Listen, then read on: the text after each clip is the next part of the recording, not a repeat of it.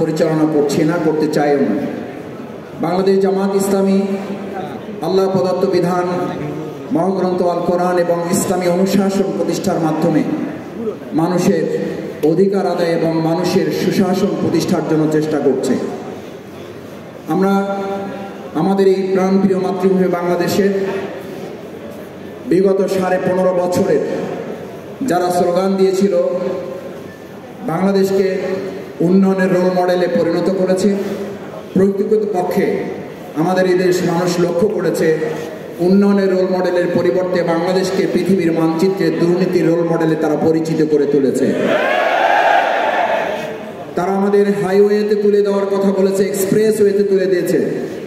আসলে তারা উন্নতি এবং অগ্রগতির হাইওয়ে এক্সপ্রেসে তুলে দেওয়ার পরিবর্তে বাংলাদেশের মানুষকে আমাদের পাশে কেরানীগঞ্জ এবং তার আগে আমাদের এই পুরাতন জেলখানা, ঢাকার এই জেলখানা যেটি জেলখানা হিসেবে পরিচিত, এই গোটা বাংলাদেশকেই তারা একটা জেলখানায় পরিণত করে বাংলাদেশের মানুষকে আটকে রাখার যে পরিকল্পনা করেছিল, তার মধ্য দিয়ে সেদিন সে মানুষ স্লোগান তুলেছিল। শুধুমাত্র জেলখানায় তাদেরকে বন্দী করা হয় নাই, মূলত গোটা বাংলাদেশকে একটা কারাগারে পরিণত করা হয়েছিল।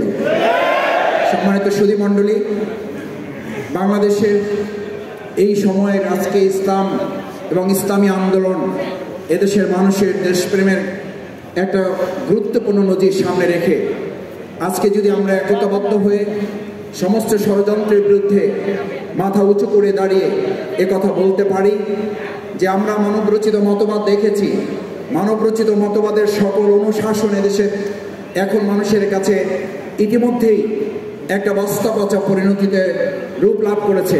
সুতরাং সে সময় এখন মানুষের মধ্যে স্লোগান উঠেছে, সব দফা দেখা শেষ, আগামীর ইসলামের বাংলাদেশ। আজকে এখানে যারা এসছেন, বাংলাদেশ জামাত ইসলামী সেই ইসলামের আহ্বানের কথাই আপনাদেরকে নতুন করে আরেকবার আপনাদের সামনে তুলে ধরতে এসেছে। আসুন, মানুষের তৈরি করা কোনো মতবাদ দিয়ে সেই সময়ে আবু জেহেল আবুল আহাবরাও তো জ্ঞান বিজ্ঞানী উন্নয়নের দিকে তারা এগিয়ে গিয়েছিল, তারাও তো তথ্য প্রযুক্তির কথা তখনও জানতো।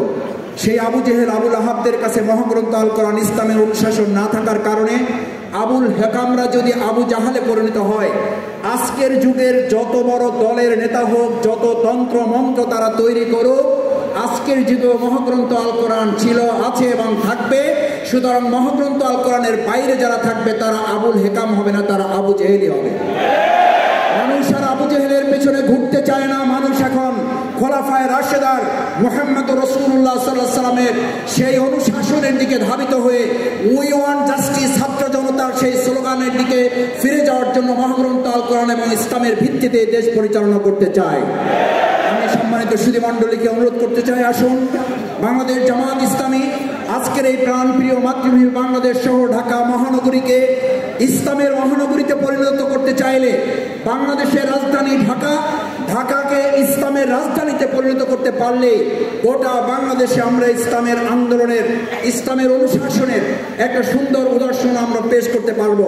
সম্মানিত ভাই এবং বন্ধুগণ, আজকের এই ছাত্র জনতা যখন ইসলামী অনুশাসন দেশপ্রেমের ভিত্তিতে গণ অভ্যুত্থানের রচনা করেছে, ঠিক সেই সময় আমরা লক্ষ্য করছি আমরা আমাদের একটা স্বৈরাচারের ফ্যাসিস্টের দেয়াল হয়তো ভাঙতে পেরেছি, কিন্তু এখনো ইট বালু কণা যেখানে যেখানে আছে তারা সেখান থেকে আবার আওয়াজ তোলার চেষ্টা করছে।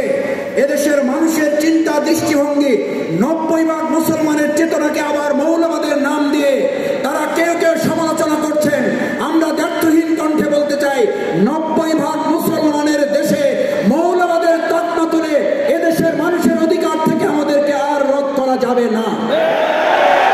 আমাদের রাজাকার আল-বদর আশ-শামস স্বাধীনতা বিরোধীদের তকমা তুলে দেশের দাড়িওয়ালা, টুপিওয়ালা, পাঞ্জাবিদের এবং ইসলামপন্থী মানুষদের, মুসলমানদের অধিকার থেকে আমাদেরকে আর পিছনে ফিরিয়ে দেওয়া যাবে না।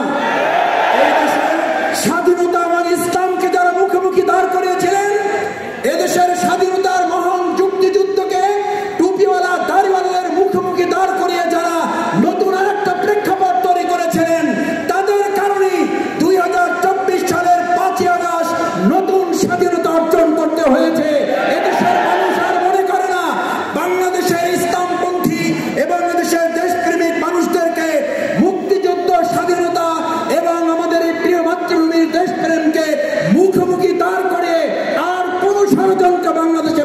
করতে দেওয়া হবে না।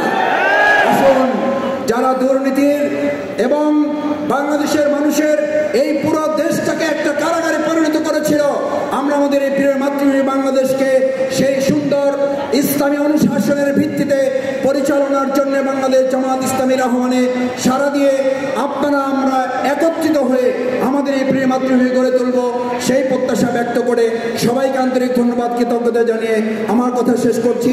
আল্লাহ হাফেজ। বাংলাদেশ জিন্দাবাদ, বাংলাদেশ জামাত ইসলামী জিন্দাবাদ। আসসালামু আলাইকুম ওয়া রাহমাতুল্লাহি ওয়া বারাকাতুহু।